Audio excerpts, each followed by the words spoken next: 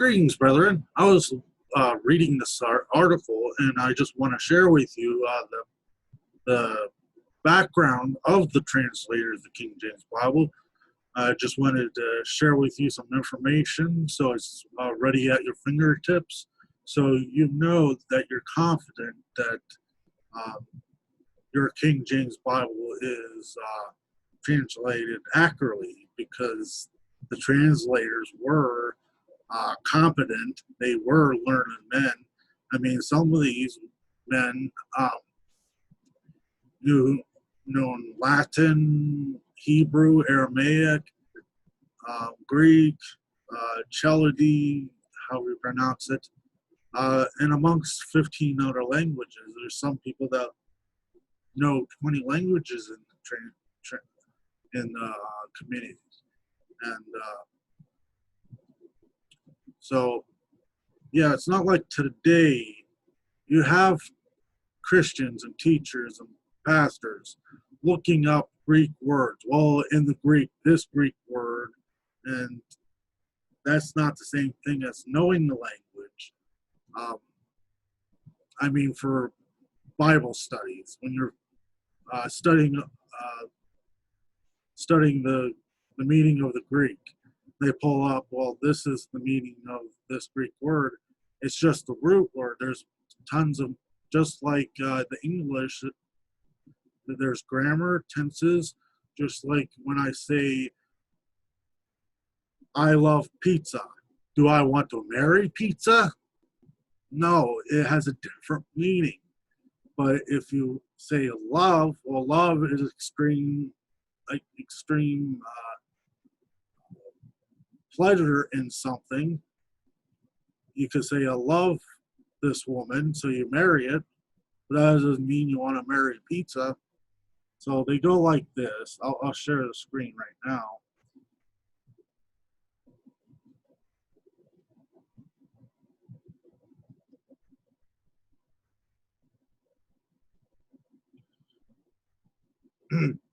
So they type in a Greek word on the internet, like logos, and they go, well, they go to lexicons. A lot of pastors, even scholars, they go to lexicons. Well, this is the definition. Do you know how to read the language? No, but I can read a book telling me what the root of this word means. But they don't do it in context, like how it's used grammatically in the sentence. Like logos, they come to Bible Hub, and they go here, logos. Oh, it means a word, statement, speech, or divine utterance. So they go, well, Jesus was just God's speech, and there's a lot of false doctrines that spawn off of that. Let me show you here. So this is the word to loose. I'm no Greek student, but here's the tenses. Oh, you got luo, lues, lue, luamen, luete, and luesi. So you got I loosing, I loose or I loosing, you loose or loosing, she, he, then we got we and you, first person singular, plural, second person plural, third person plural, and there's a lot of other forms of the word, but I think maybe the root of logos is logo. No, yeah, logo. This is luo. So you got L and O, luo. But you can't say all these words are the same. Like the first word, luo, is that the same word as luesi? Down on the bottom, people will say, yeah, they'll go to the first one on the list. Well, that's what that means, and they put it where they put it down here. Well, that's what that means. No, they're different words. You can't tell me they're all different words. So yeah, that was one of my points I was going to say.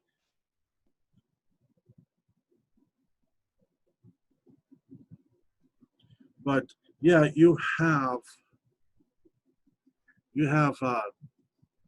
Christians that do that. They look up the root of a Greek word, but they don't know the language or look it up in how it's grammatically used in the sentence of the Greek. You even have pastors that do that. You have people going to seminaries. Well, I took a year in Greek, and they say, well, they translate the Bible and not actually know the language. But you have, if you're lucky, the scholars they only teach you like Greek. People only really know Greek. You have scholars you may get lucky, and they'll know a little bit of Hebrew, but it's only Hebrew and Greek. But there's a lot of other languages like Syriac, Aramaic, Arabic, ancient Hebrew, and these translators they didn't just study it; they were professors. They taught it. They spoke it. They knew these languages. They know a lot of them know multiple languages, like a couple or 5. But there's one that knew 20. But you can't take that to the modern languages. I know Greek. I translated from the Greek or from the Hebrew or from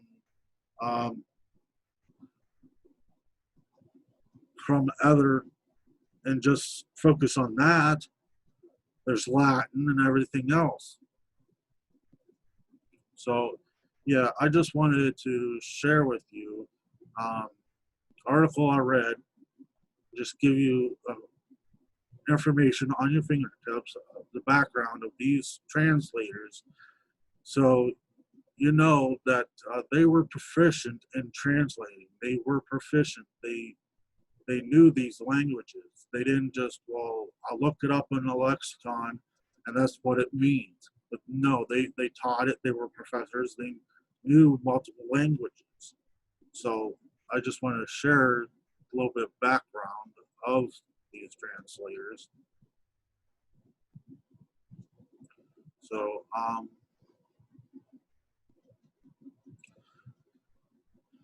So there's multiple committees translating different portions of Scripture,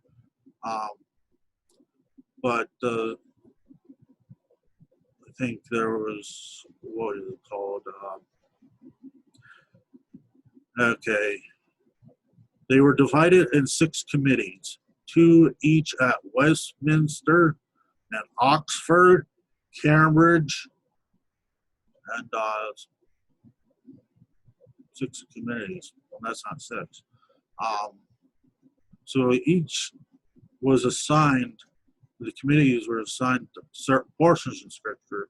The Westminster, I'll start with somebody that was on the first committee of Westminster, which translated Genesis to First Chronicles. So we got a fellow here called Dr.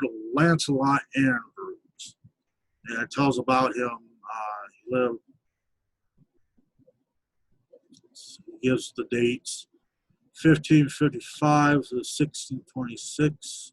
So that's probably the time period that he lived in, I think.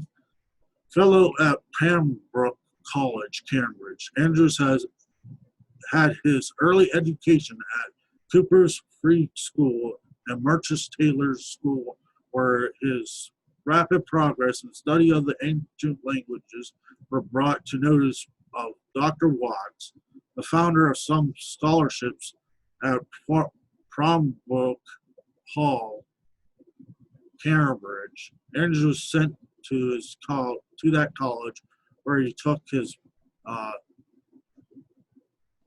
Bachelor of Arts degree. Soon afterwards was elected fellow.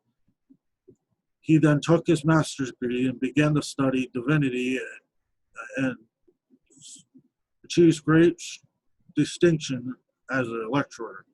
He was raised to several positions of influence in the Church of England and distinguished himself as a diligent and excellent preacher and became chaplain to Queen Elizabeth I.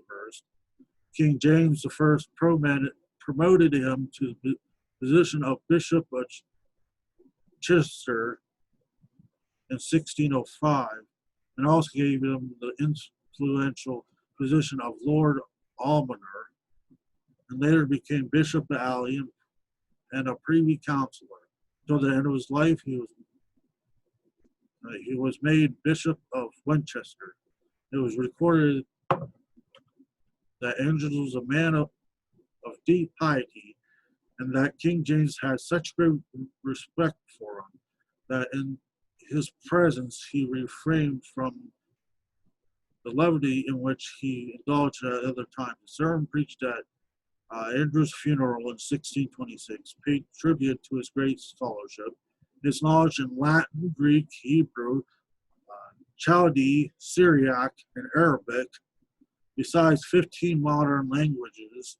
So he knew Latin, Greek, Hebrew, Chaldee, Syriac, and Arabic, and 15 modern languages. So he was so advanced that he may be ranked as one of the rarest linguists in Christendom. A great part of 5 hours every day he spent in prayer, and in his illness he spent all his time in prayer. In his last illness, he spent all his time in prayer, and when he both voice and eyes and his hands failed in their office, so he's becoming sick. I guess his eyes were failing him, his voice. He was becoming weak and frail. Probably lost his sight and voice and was too weak. His countenance showed that he still prayed and praised God in his heart until it pleased God to receive his blessed soul to himself. So that's Dr. Lancelot Andrews.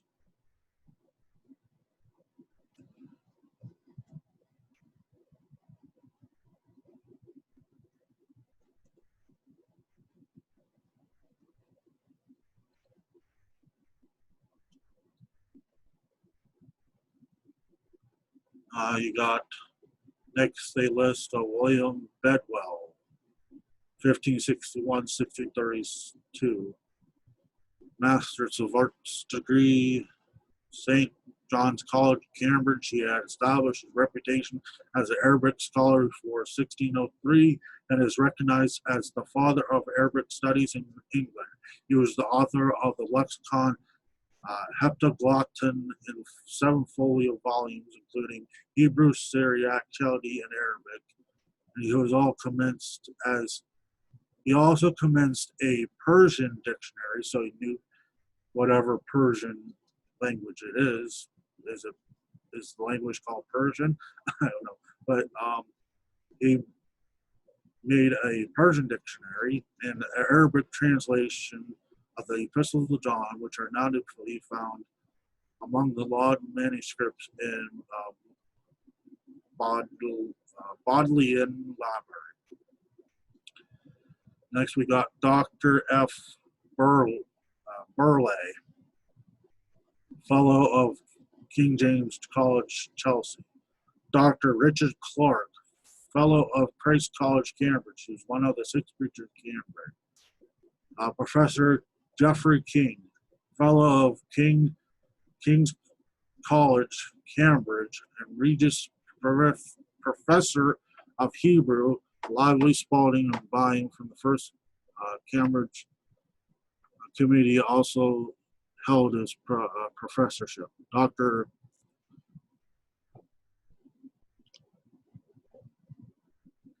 John Layfield, Fellow of Trinity College, Cambridge, 1585, and Greek lecturer, 1593. So he was a Greek lecturer. Lecturer. He was especially skilled in architecture, and his judgment was indispensable regarding passages describing the tabernacle and the temple. Dr. John Oliver, 1560-1619. Fellow of Trinity and Master of St. Catherine's College, Cambridge. He later became Dean of St. Paul's and successfully Bishop of Coventry, Lichfield, and Norwich. He took his doctorate degree in 1596 and became Regius Professor of Divinity at Cambridge. Next we have Dr. Adrian Sarvia, 1531-1613. Professor of Divinity at Leiden University in 1584. Prebendary of Canterbury and Westminster.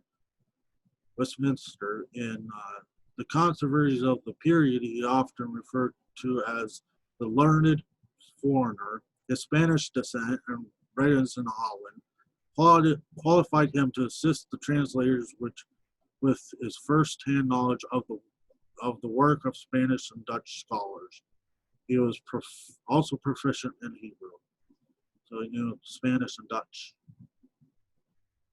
Dr. Richard Tay, Archdeacon of Middlesex, rector of All Hallows, barking by the tower. He was described by Wood as excellent textualist and profound linguist. Richard Thompson, master's degree at Fellow of Kerr College, Cambridge, bachelor's degree in 1593, described by Richard Montagu as a most admirable philologist,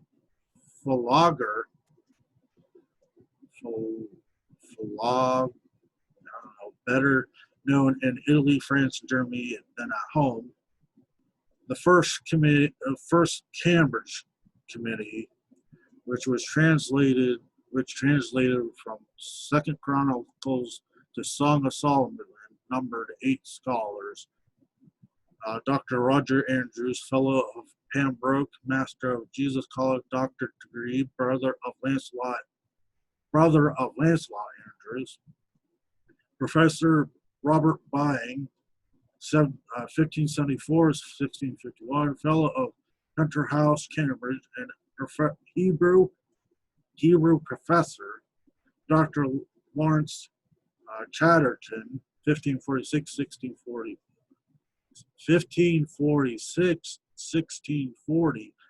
Fellow of Christ College, doctorate degree, Master of Emmanuel. Chatterton entered Christ College in 1564, embraced Reformed doctrines. He had brought up in the Roman Catholic, he has been brought up as a Roman Catholic, and his father offered him an allowance of £30 to leave Cambridge and renounce Protestantism. Otherwise, I close a shilling to buy a wall and go and beg. Chatterton acquired a great reputation in Latin, Greek, and Hebrew scholar, and he was proficient in French, Spanish, and Italian. Among treasures of Emmanuel Colleges, a Hebrew Bible with its annotations provided evidence of rabbinical learning. For his 50 years, he was afternoon lecturer at St. Clement's, Cambridge, and 40 of the clergy said they owed their conversion to his preaching. Francis Dunning Gillingham, Fellow of Christ College, Cambridge, master's degree, 1590, bachelor's degree, 1599. According to Fuller, he was an excellent linguist and subtle disputant. Dr. Thomas Harrison, St. College, Cambridge, bachelor's degree, 1576, fellow tutor and vice master of Trinity, doctor degree, noted Hebraist, and chief examiner in Hebrew, according to Professor W.H. Milton in the History of English Bible. He was also credited with the excellent knowledge of Greek, and he was a convinced Puritan. Edward Lively, Trinity College, Cambridge, bachelor's degree, 1568, and master's arts degree, and fellow 1572 Regius Professor of Hebrew, 1575, and he enjoyed the reputation of an acquaintance with the Oriental languages unequaled at that period. He died in May 1605. Dr. John Richardson, Fellow of Emmanuel College, doctor degree, Regius Professor of Divinity, 1607, Master of Peterhouse, and later Master of Trinity. Professor Robert Spalding, Fellow of St. John's College, Cambridge, has succeeded Edward Lively as Regius Professor of Hebrew. Okay, the Oxford Old Testament Committee, which translated Isaiah to Malachi.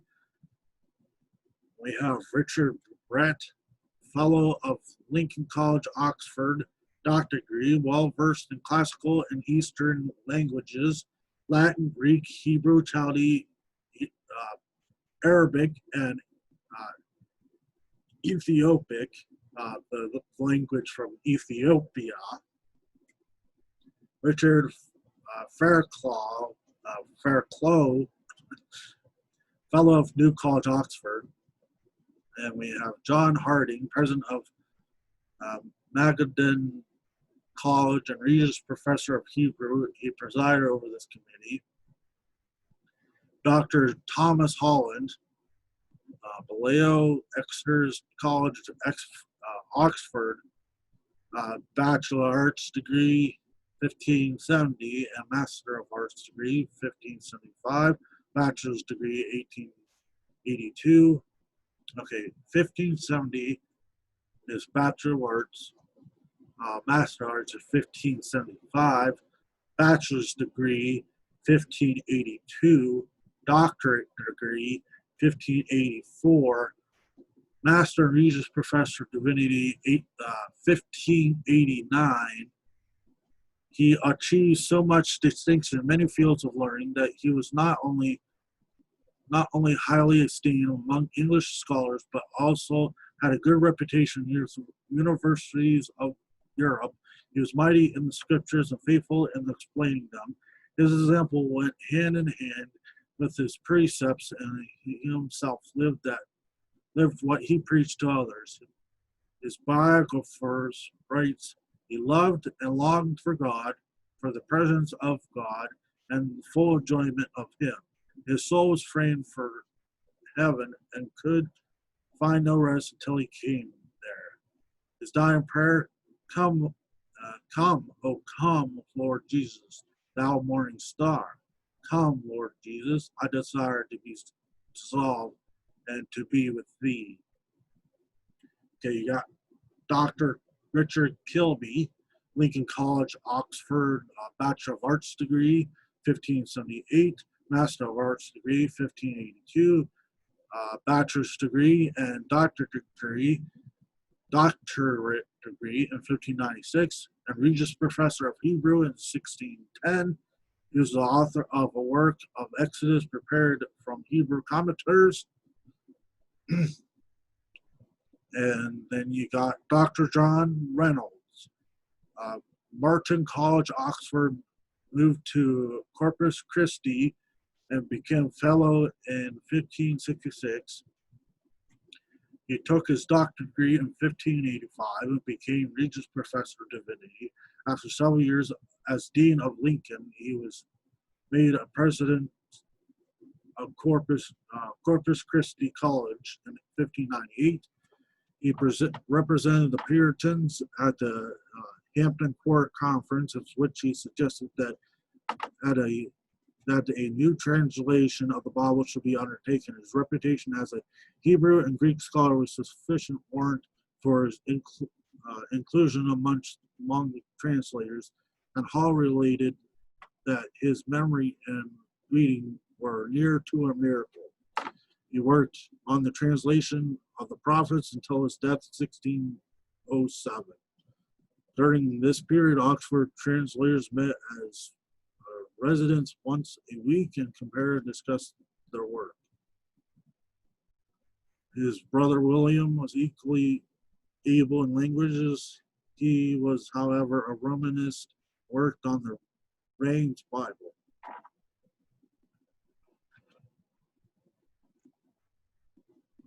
Dr. Miles Smith, Master of Arts degree, doctorate degree at Corpus Christi and Brasenose Colleges and Christ Church, Oxford. Bishop of Gloucester in 1612. Provided more evidence of his contribution to any of the others, as it was left to him to write the long translator's preface, the translators to the readers, which he used to be printed at the beginning of most English Bibles. His knowledge of Oriental languages made him well qualified for a place among translators of the authorized version of the Bible. He had Hebrew at his fingers' ends, and he was so conversant with Chaldee, Syriac, and Arabic that he made them as familiar to him as native tongue. He persisted in this task, formed its commencement to its completion, and was himself the last man engaged in the translation. The work of the whole company was revised and improved by a small group selected from their number, and was finally examined by Delson and Miles Smith. Okay, now we get to the New Testament committees. The Oxford New Testament Committee was translated from the Gospels, Acts, and Revelation. We got George Abbott, began his university studies at Balliol College, Oxford in 1578, and soon became known for his strong Calvinism and Puritanism. In 1593, he took his bachelor's degree in 1597, and in 1597 his doctorate degree. In the same year, became Master of University College at the age of 35. And a few years later, he was vice chancellor. He was very strongly opposed the Romanizing influence of Luid, and was very severe in his denunciation of anything which savored of popery, probably of papists, probably. I'm guessing that's what that means, popery, the papistry. Nevertheless, he accepted some high office in the Church of England. In 1609, he became Bishop of Lichfield, and in 1611, Archbishop of Canterbury. He was regarded as the head of Puritans within the Church of England, and vigorously opposed the King's decree permitting sports and pastimes on the Lord's Day. Second person they list, Richard Addes, Dean of Worcester.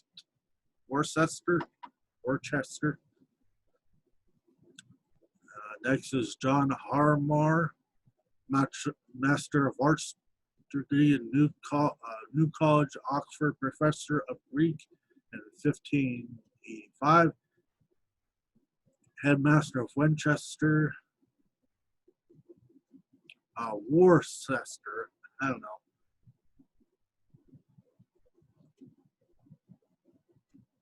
I was just reading the previous entry. Okay, John Harmar, Headmaster of Winchester, 1588, Warden of St. Mary's College, 1596. He was well read in patristic and scholastic theology and noted Latinist and Grecian. So he was proficient in Latin, Greek, scholar, theology. His works included translation of Calvin's sermons on the Ten Commandments, several of Beza's sermons, and some of the homilies of John Chrysostom. So next you have John Curran, Fellow of John's College, Oxford, Canon of Christ Church, and Regius Professor of Greek. Dr. Ralph Ravens, Fellow of St. John's College. Dr. Ralph Ravens, Fellow, Dr. Thomas Ravens, Christ Church, Oxford, Bachelor of Arts degree in 1578, Master of Arts degree 1581, Bachelor's degree 1589, Doctorate degree 1595, Vice Chancellor 1597. He was one of the 16 who had attended the Hampton Court Conference in 1604 and was made Bishop of Gloucester in that year. He died 1609. And third, Sir Henry Savile, Pernose College, Oxford, Fellow of Martin College, 1565, Warden, 1585, Provost of Eton, 1596, tutor of Queen Elizabeth I. He was prisoner in many branches of, he was a pioneer in many branches of scholarship and the founder of the civilian professorships of mathematics and astronomy at Oxford. His works included an 8-volume edition of the writings of Chrysostom. Dr. Giles Thompson, Dean of Windsor, Bishop of Gloucester, a man of high repute as scholar and preacher.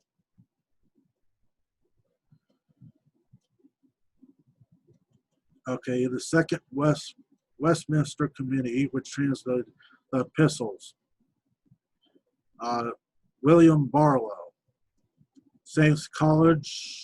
John's College, Cambridge, Bachelor of Arts degree, 1583, Master of Arts degree in 1587, Fellow of Trinity, 1590, Bachelor's degree in 1594, Doctor's degree in 1599. He represented the church party at the Hampton Court Conference and wrote the sum and substance of the conference, which the Puritans criticized as being biased against their cause. He was made Bishop of Rochester in 1605, one of the youngest in age, but one of the ripest in learning. Of all those that occupied that position, he later became Bishop of Lincoln.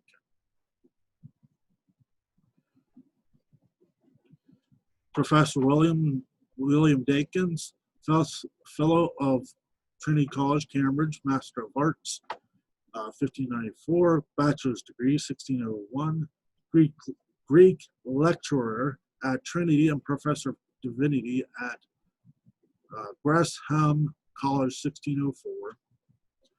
Dr. Roger Fenton, Fellow of Pembroke College, Cambridge, doctorate degree. One of the popular preachers of the day, Bishop Felton wrote, Never a more learned man hath Pembroke Hall, with but one exception. Dr. Ralph Hutchinson, president of St. John's College, Oxford, Bachelor of Arts, 1574, Master of Arts, 1778, Bachelor's degree, 1596, Doctorate degree, 1602. Michael Rabbit, rector of St. Vincent Foster Lane, Dr. Thomas Sanderson, rector of All Hallows, Dr. John Spencer, president of Corpus Christi College, Oxford.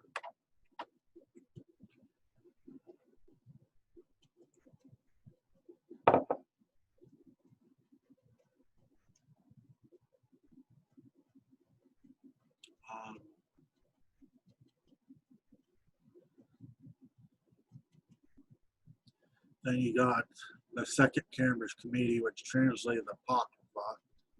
I was going to decide, well, this doesn't really matter, but I'm going to include it because I'm going to include all the translators. John Boyce, fellow at St. John's College, Cambridge, and Greek lecturer. He was born in 1561. At a very early age, showed unusual interest in languages. He began to read Hebrew at the age of 5 and was admitted to St. John's College, Cambridge, when he was 14. There, he very soon distinguished himself by his knowledge of the Greek language, which he sometimes studied in the library from 4 a.m. to 8 p.m. After studying medicine for some time, he gave up this course and applied himself to study of Greek.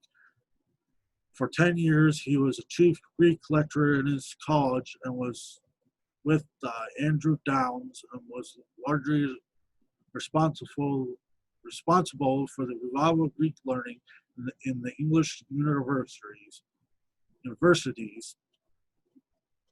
After 20 years of university life, he became rector of Boxwood and Cambridge just higher. When he was translated, when the translation of the Bible was begun, he was chosen to be one of the Cambridge translators. Evidently, he not only undertook this portion, but also the part allotted to another member of the committee. When the work was completed, John Boyce was one of the 6 translators who met Stationers Hall and to revise the whole. This took them about 9 months. After a long life of profitable study,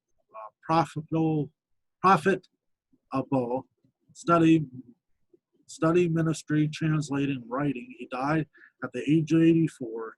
His brow without wrinkles, his sight quick, his hearing sharp, his countenance fresh, and his body sound. Dr. Williams Banthwaite,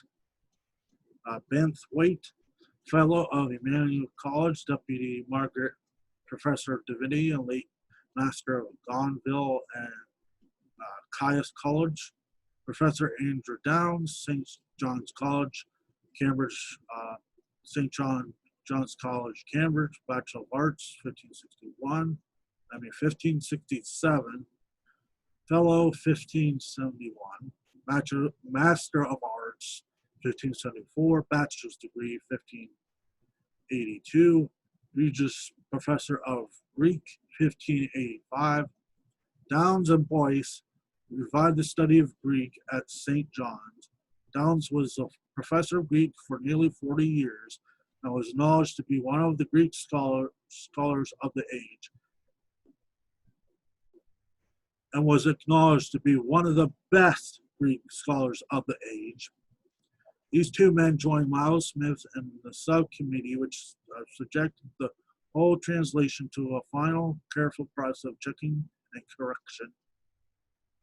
Dr. John Duport, Jesus College Masters of Arts, and fellow before 1580, Master of Jesus College, 4 times Vice Chancellor of the University. Dr. Jeremiah Radcliffe, Fellow of Trinity College, Cambridge. Dr. Samuel Ward, Fellow of King's College, Cambridge, Doctorate degree. Prebendary of Chichester. Dr. T. Ward, Emmanuel College, Cambridge, Emmanuel College, Cambridge, Doctorate degree, Master of Sydney, Sussex College, and Lady Margaret Professor.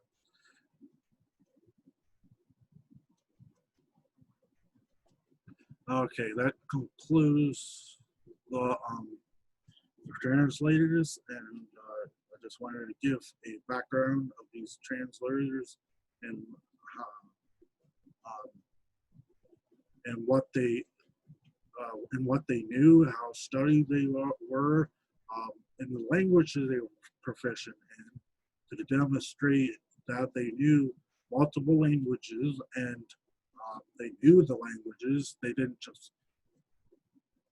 I wanted to share this because I wanted to demonstrate, they didn't just know how to read the Greek or different languages. They knew the languages. They knew they knew the languages, not just read them. They actually knew how to speak it and everything else. So I just wanted to share the background of the translators, and I hope this helped you. Thank you and take care.